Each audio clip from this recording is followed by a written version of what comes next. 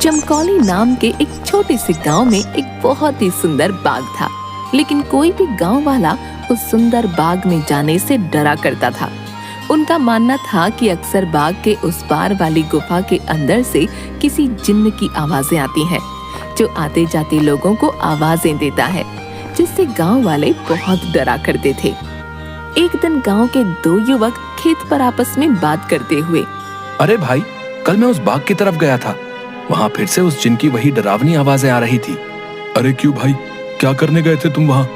क्या तुम्हें पता नहीं बाग के पास वाली गुफा में जिन रहता है? अगर वो तुम्हें कहीं कुछ कर देता तो आइंदा फिर उस बाग की तरफ मत जाना। तभी वो वहाँ से बात करते हुए खेत से चले जाते हैं। अगले दिन गांव का एक लड़का रांझा, यार, इस गुफा में से आवाजें कौन देता होगा? मुझे इसके पीछे जरूर कोई राज नजर आता है। रांझा भैया, जो भी हो, लेकिन गलती से भी उस गुफा के अंदर मत जाना। लेकिन इस गुफा का रहस्य तो मैं जान कर रहूंगा। सब गांव वाले डर के साए में आखिर कब तक रहेंगे? उसके बाद शाम हो गई और रांझा और उसका दोस्त अपने अपने घर चले गए।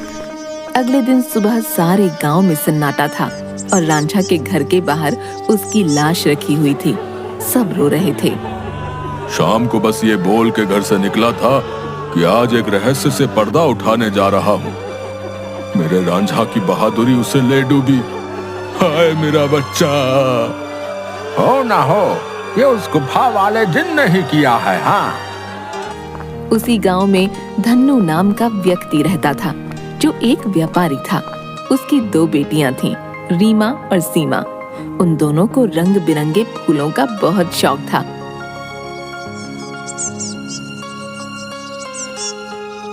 बहुत दिन हो गए हैं, चलो आज हम गांव के बाग में चलते हैं। न जाने क्यों हमें बाबूजी उस बाग में जाने से मना करते हैं। इस पूरे गांव में एक वही जगह है जहाँ कितने सुंदर सुंदर फूल होते हैं। हाँ सीमा, वो बाग सच में बहुत सुंदर है। उस बाग में बहुत सुंदर सुंदर फूल होते हैं, लेकिन बाबूजी हमें जाने नहीं देते। वो कहते हैं गांव के बाग के उस पार एक गुफा है जो बहुत ही भयानक है, हमारा जाना वहाँ सही नहीं होगा। लेकिन गांव के रांझा भाई की मौत के बाद तो गुफा और ज्यादा डरावनी लगने लगी है। अरे रीमा, ये सब झूठी बातें हैं, मुझे नहीं लगता वहाँ ऐसा कुछ है। और वैसे भी गांव वालों ने उस जिन्न को देखा नहीं, बस उसकी आवाज ही सुनी है। अगर सच में वहाँ कोई जिन्न होता तो क्या गांव वालों के सामने नहीं आता? हाँ, बोल तो सही रही हो सीमा, मुझे भी लगता है कि वहाँ कुछ नहीं है। चलो ठीक है, हम दोनों कल ही बाग में जाएंगे और हो सके तो क्या पता रांझा भाई की मौत का राज भी पता चल जाए। हाँ, कुछ नहीं है, वहाँ हम दोनों सुबह चलेंगे, तब तुम खुद ही देख लेना। लेकिन बाबूजी हमें नहीं जाने देंगे सीमा। कल बाबूजी सुबह किसी काम से शहर जाएंगे, उनके जाते ही हम दोनों बाग में जाएंगे।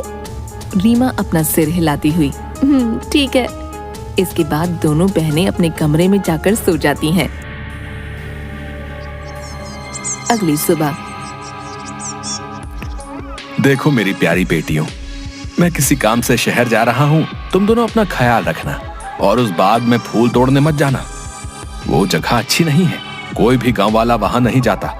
पता है ना, रांझा भी वहीं जाने से मारा गया था। हम दोनों बहनें उस बाग में नहीं जाएंगी। इसके बाद धन्नू वहां से चला जाता है।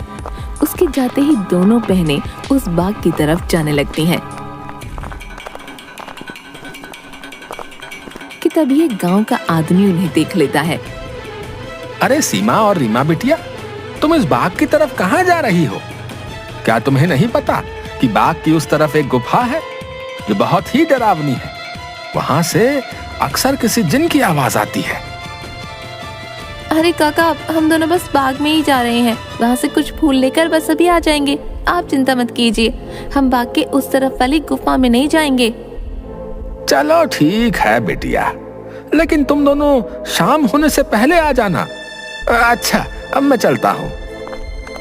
इसके बाद वो आदमी वहाँ से चला जाता है। थोड़ी दूर चलने पर सीमा और रीमा देखती हैं कि दो चोर आपस में बातें कर रहे होते हैं। अरे भाई, हम ये सही कर रहे हैं क्या? गांव वाले तो कहते हैं उस गुफा में एक जिन रहता है जो लोगों को आवाजें देता है। मुझे नहीं लगता है, ऐसा कुछ है। वो गुफा गांव के सरपंच की है। मुझे तो लगता है उसमें बहुत सारा खजाना होगा। सब गांव वालों को डराने का बहाना है। बस चलो, चलकर आज देख ही डालते हैं। इसके बाद वो दोनों गुफा की ओर जाने लगते हैं।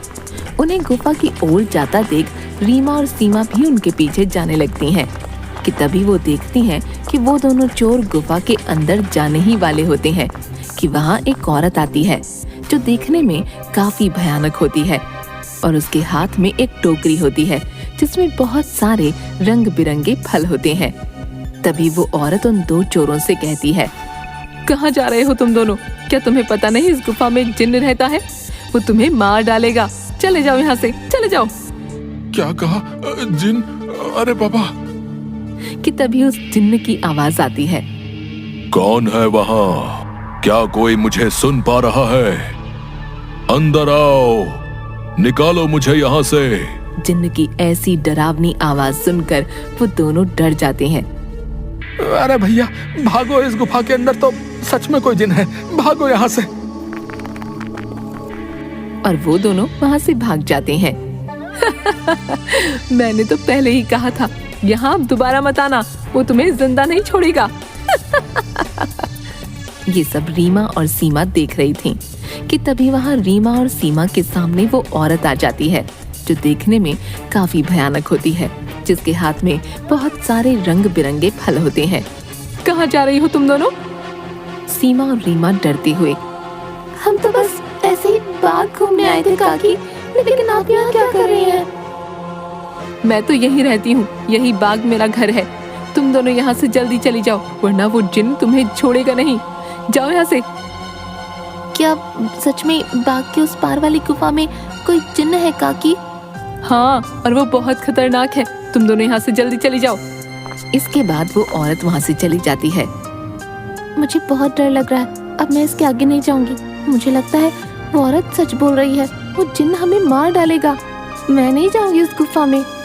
ठीक है, तो मेरा यही इंतजार करना। मैं सच जानना चाहती हूँ, क्या वाकई वो आवाज जिन्न की है या नहीं? इसलिए मैं तो गुफा के अंदर जा रही हूँ। तुम यहाँ से कहीं मत जाना, मैं जल्दी ही आ जाऊंगी। इसके बाद रीमा अकेले ही आगे चलती है।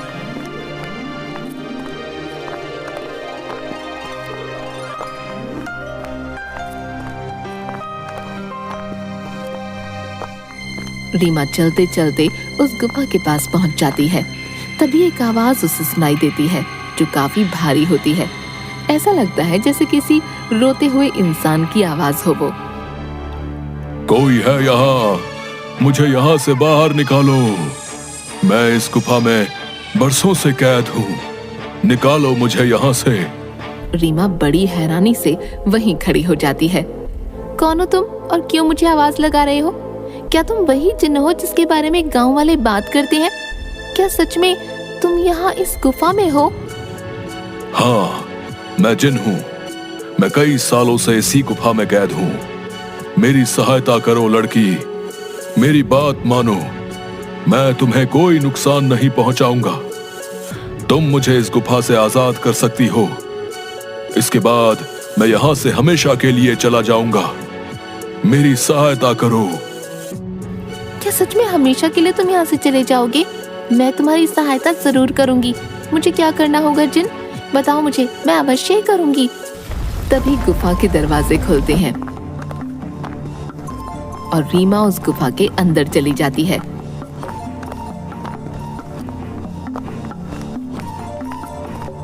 जैसे ही वो अंदर जाती है, एक बहुत बड़ी अजीब से जानवर की परछाई उसे नजर आती है जो देखने में बहुत ही डरावनी होती है।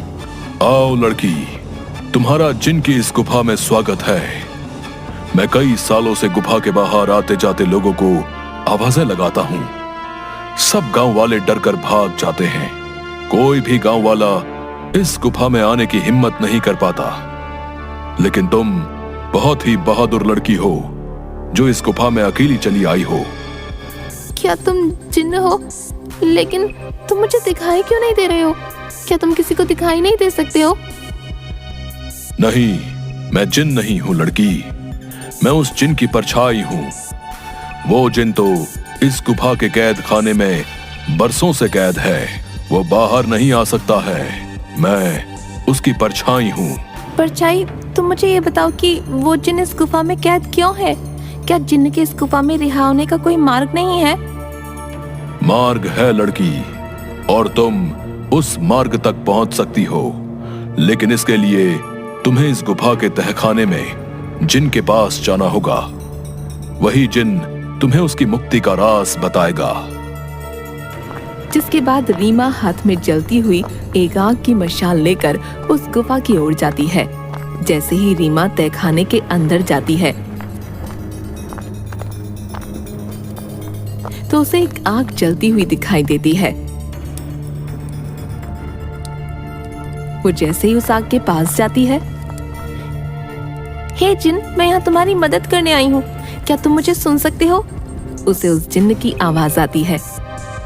आओ बहादुर लड़की, मैं तुम्हारा ही इंतजार कर रहा हूँ। मैं जानता हूँ कि तुम ही मुझे इस गुफा से मुक्ति दिला सकती हो। तुम्हारा इस गुफा में स्वागत है लड़की। तुम बहुत ही बहादुर हो जो इस गुफा में आई हो। मेरा नाम जिनाद है। मैं यहाँ कई सालों से बंद हूँ। मेरे सामने आओ जिन्नात, मैं तुम्हें देखना चाहती हूँ। कि तभी अचानक से जिन्नात उसके सामने आता है, जो बहुत ही डरावना होता है। एक बहुत ही भयानक सा दिखने वाला, जिसके सिर पर एक लंबी चोटी होती है जो काफी बड़ा होता है। रीमा के सामने वो आता है। उसे देखकर रीमा थोड़ा डर जाती है। देखो, तुम डरो मत लड़की, मैं तुम्हें कुछ नहीं करूंगा। मैं जानता हूं कि तुम मेरी मदद करने आई हो, लेकिन मेरी मदद करना इतना भी आसान नहीं है। तुम एक बार और सोच सकती हो। क्या तुम वाकई मेरी मदद करना चाहती हो? लेकिन मैं तुम्हारी मदद कैसे कर सकती हूँ, और तुम यहाँ कैद कैसे हुए? बताता हूँ। बहुत साल पहले इस गुफा में एक औरत रहती थी। वो बहुत गरीब थी। वो गुफा के बाहर वाले बाग से फल तोड़ा करती थी और उन्हें ही खाया करती थी। एक दिन उसने बाग के सारे फल तोड़ लिए और यहां इस गुफा में लेकर आ गई। उन्हीं फलों के बीच एक रहस्यमयी फल भी था, जो बहुत ही चमकदार था और जिस पर मेरी नजर थी। वो फल मेरी उम्र 100 साल और बढ़ा सकता था, लेकिन मैं उस फल को तब तक नहीं छू सकता था जब तक कोई इंसान उस फल को उसके पेड़ से तोड़ ना ले। एक दिन वो औरत चमकदार फल को उसके पेड़ से तोड़कर इस गुफा में ले आई। जब मैंने देखा तो मैं उसके पीछे इसी गुफा में आ गया और मैंने उससे कहा कि हे औरत, तुम जो बाग से सबसे सुंदर और चमकदार फल तोड़कर लाई हो, वो मुझे दे दो। इसके बदले में तुम जो भी 2 इच्छाएं मांगोगी वो पूरी होंगी। ठीक है, मैं तुम्हें वो फल दे देती हूँ, लेकिन मेरी 2 इच्छा है।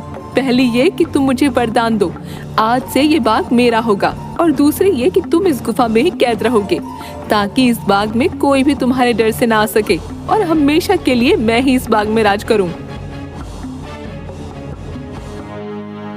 वो औरत मुझे फल तो दे देती है। उस फल से मेरी उम्र तो 100 साल बढ़ गई, लेकिन उस औरत को दिए गए वरदान की वजह से मैं यहीं कैद हो गया। तब से ही मैं इस तहखाने में कैद हूँ। क्या अब से पहले किसी ने आपको यहाँ से बाहर निकालने की कोशिश नहीं की? इससे पहले गांव के एक लड़के ने मुझे बचाने की हिम्मत दिखाई थी, लेकिन जैसे ही वो लड़का उस चमत्कारी फल को लेकर गुफा में आ रहा था, तभी उस बूढ़ी औरत ने उसको मौत के घाट उतार दिया और सारे गांव में बात फैल गई कि मैंने उसको मारा है। हाँ, वो लड़का हमारे गांव का रांझा भैया थे। उसको उस बूढ़ी औरत ने मारा। मैं आपको यहाँ से आजाद जरूर करवाऊंगी, लेकिन मुझे तुम्हें यहाँ से आजाद कराने के लिए करना क्या होगा? तुम्हें यहाँ से उस बाग में जाना होगा। वहां तुम्हें उस बाग में रहने वाली उसी औरत की झोपड़ी दिखेगी, जिसके कारण मैं इस गुफा में कैद हूँ। तुम्हें उसकी झोपड़ी में जाना होगा। वहां से तुम्हें सबसे सुंदर और चमकदार फल लाना होगा। मेरी मुक्ति का राज उस फल में ही कैद है। ध्यान रखना बहादुर लड़की, उस औरत की झोपड़ी में कोई नहीं जा सकता है। जब वो सो रही होगी, तुम्हें तब ही जाना होगा और उसकी फलों की टोकरी में से सबसे चमकता फल लेकर आना होगा। उसी फल में तुम्हें मेरी मुक्ति का राज मिलेगा। लेकिन तुम्हें यह काम बड़ी होशियारी से करना होगा। अगर उस औरत को पता चल गया तो वो तुम्हें जिंदा नहीं छोड़ेगी। ठीक है जिन, मैं तुम्हारे लिए वो चमकदार फल जरूर लेकर आऊंगी। मैं तुम्हारा इंतजार करूंगा, बहादुर लड़की। इसके बाद रीमा वहां से बाग में जाती है और उस औरत की झोपड़ी की ओर बढ़ने लगती है।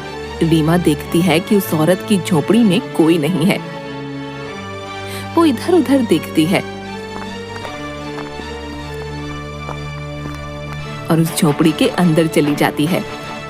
रीमा अंदर जाकर देखती है कि बहुत सारे फल उस औरत की झोपड़ी में रखे हैं। अरे ये तो कितने सारे फल हैं, लेकिन इन सब में कोई भी फल बहुत ज्यादा नहीं चमक रहा। तभी अचानक रीमा देखती है कि वही औरत अपनी झोपड़ी की तरफ आ रही है। ये देखते ही रीमा दरवाजे के पीछे छुप जाती है। वो औरत अपनी झोपड़ी में आती है और उसके हाथ में एक टोकरी होती है जिसमें बहुत सारे फल रखे होते हैं। वो अपनी टोकरी एक टेबल पर रख देती है और पास ही पड़ी चारपाई पर सो जाती है। ये देख थोड़ी देर बाद रीमा बाहर आती है और उन फलों की टोकरी में से सबसे चमकता फल देखती है। लगता है यही वो चमकदार फल है जिसके बारे में वो जिन बात कर रहा था। रुको लड़की, तुम मेरा ये जादुई फल लेकर कहाँ जा रही हो? मुझे मेरा फल वापस करो, वरना मैं तुम्हें यहाँ से नहीं जाने दूंगी। रीमा ये सुनकर डर जाती है। मुझे फल ले जाने दो काकी, मैं इस फल को उस जिन्न को देकर उसे उस गुफा से आजाद कराना चाहती हूँ, ताकि सारे गांव वाले बिना डरे यहाँ सकें। मुझे इस फल को लेकर जाने दो काकी। क्या कहा लड़की? तुम मेरी कई सालों की मेहनत पर पानी फेर देना चाहती हो? उस जिन्न के रिहा होते ही ये सब गांव वाले मुझे इस बाग से निकाल देंगे। नहीं नहीं, मैं ऐसा नहीं होने दूंगी। मुझे ये चमकदार फल वापस करो। ये सुनकर रीमा वहाँ से उस फल को लेकर भागने लगती है और वो औरत भी उसके पीछे ही भागने लगती है।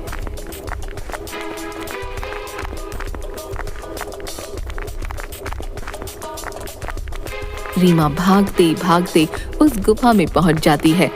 जैसे ही वो गुफा में पहुंचती है, वो जादुई फल उसके हाथ से नीचे गिर जाता है, जिसके गिरते ही तोते में बदल जाता है। रीमा ये देखकर हैरान हो जाती है। तभी वो औरत वहां आ जाती है। ये तुमने क्या किया लड़की? इस जादुई फल को नीचे गिरा दिया और अभी तोता तुम्हें उस जिन्न की आजादी का सबसे आखिरी रास्ता बताएगा। नहीं, मैं ऐसा नहीं होने दूंगी, मैं तुम्हें मार डालूंगी। वो औरत रीमा को जैसे ही अपने हाथों से मारने आगे बढ़ती है, वो औरत अचानक से आग में जलने लगती है, जिसे देख रीमा हैरान हो जाती है। तभी एक आवाज सुनाई देती है जो उस जिन्न की परछाई की होती है। डरो मत बहादुर लड़की, इस लालची औरत को इसके किए की सजा मिल चुकी है। अब तुम्हें अपनी मंजिल का आखिरी पड़ाव पार करना है, जिसमें ये तोता तुम्हारी मदद करेगा। तभी अचानक से वो तोता उड़ने लगता है और गुफा में उसी तरफ भागने लगता है जहाँ वो जिन्न कैद था। रीमा भी उसके पीछे पीछे चलने लगती है।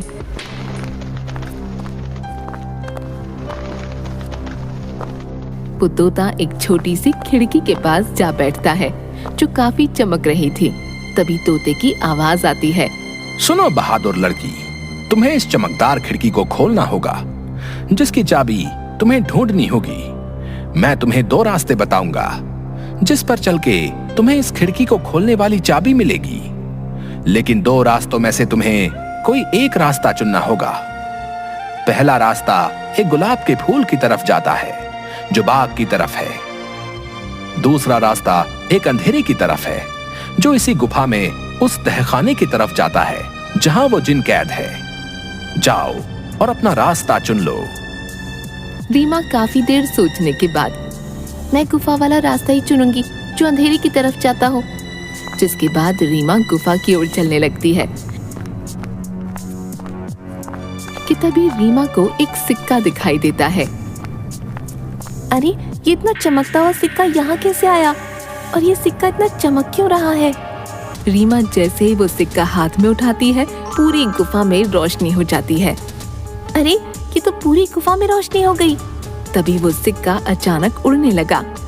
अरे ये सिक्का उड़ क्यों रहा है? रीमा उस सिक्के के पीछे पीछे चलने लगती है। थोड़ी दूर चलने पर रीमा देखती है कि 4 चाबियां अलग अलग रंग की थीं, जो हवा में उड़ रही थीं। अरे ये तो वही चाबियां हैं जिसके बारे में वो तोता बता रहा था। लेकिन अब इनमें से सही चाबी कौन सी होगी, ये कैसे पता चले? तभी रीमा को एक आवाज आई जो उस जिन्न की परछाई की थी। बहादुर लड़की, तुम्हें इनमें से एक चाबी उठानी है। याद रखना, तुम्हें एक सही चाबी उठानी है, लेकिन याद रहे तुम्हें बड़ी होशियारी से ही एक चाबी उठानी होगी। अगर तुमने गलती से गलत चाबी चुन ली तो ये चारों चाबियां गायब हो जाएंगी और तुम कभी भी जिनको आजाद नहीं कर पाओगी। ये सुन रीमा हैरान हो जाती है। क्या? हे भगवान, ये किस दुविधा में डाल दिया है। अब मैं कैसे इन चारों चाबियों में से सही चाबी चुनूं? काफी देर सोचने के बाद रीमा देखती है कि चारों चाबियों में से एक चाबी बहुत बड़ी थी, जो लाल रंग की थी, और जिस चमकदार फल के गिरने से वो तोता बना था वो भी लाल ही रंग का था। रीमा समझ गई कि लाल वाली चाबी चुननी है। उसके लाल चाबी चुनते ही बाकी सारी चाबियां गायब हो गईं। और तभी फिर से जिन्न की परछाई की आवाज आई। शाबाश बहादुर लड़की, तुम्हारी सूझबूझ की वजह से आखिरकार तुमने बिल्कुल सही चाबी चुन ली। अब जाओ उस खिड़की के पास और खोल दो उसे। रीमा उसी खिड़की के पास जाती है।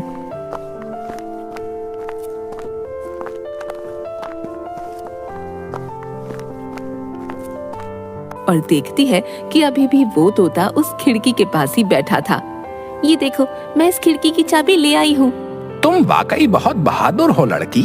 अब तुम इस चाबी से इस खिड़की को खोल दो। रीमा जैसे ही उस चाबी को खिड़की में लगाती है, खिड़की अचानक से खुल जाती है। रीमा देखती है उस खिड़की के बाहर बहुत रोशनी थी, जिसकी चारों तरफ बहुत सारे चमकदार फल चमक रहे थे और बहुत सारी तितलियां उनके पास मंडरा रही थीं। वो तोता उस खिड़की में उड़ता हुआ चला जाता है और तोता खिड़की के बाहर जाते ही उस जिन्न में बदल जाता है, जो कई सालों से गुफा में बंद था।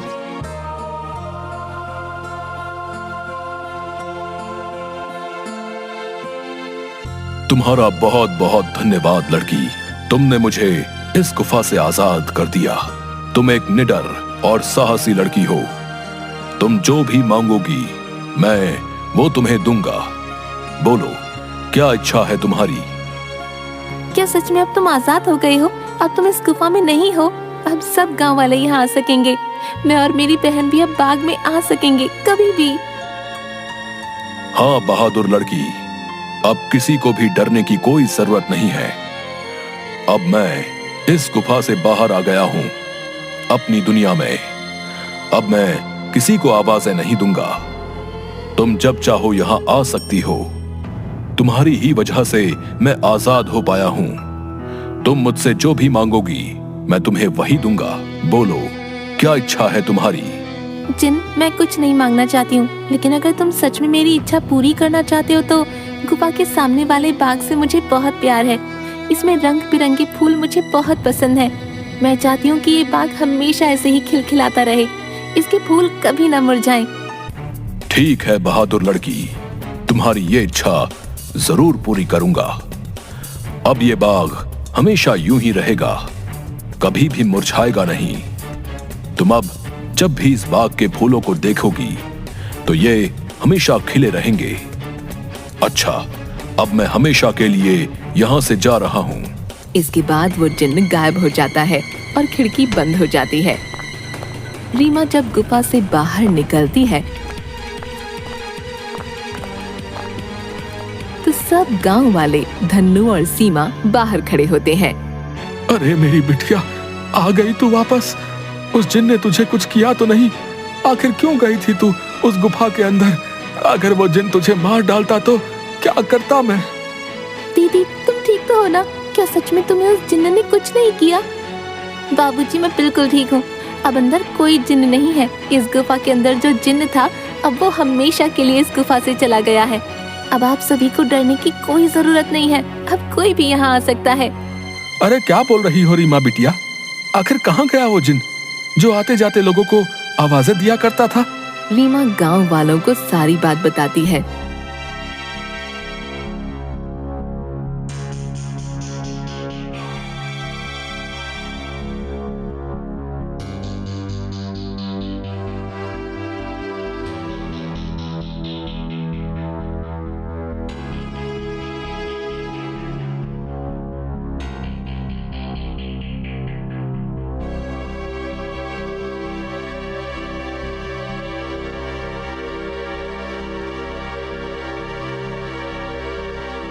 थोड़ी देर बाद गांव वाले बहुत खुश होते हैं और रीमा से बोलते हैं, अरे रीमा बिटिया, तुम तो सचमुच में बहुत बहादुर हो।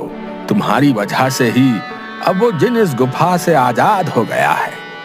अब हम गांव वालों को डरने की कोई जरूरत नहीं है और रांझा की मौत का रहस्य भी सब गांव वालों को पता चल गया। इसके बाद गांव वाले बिना डरे हंसी खुशी गांव में रहने लगते हैं।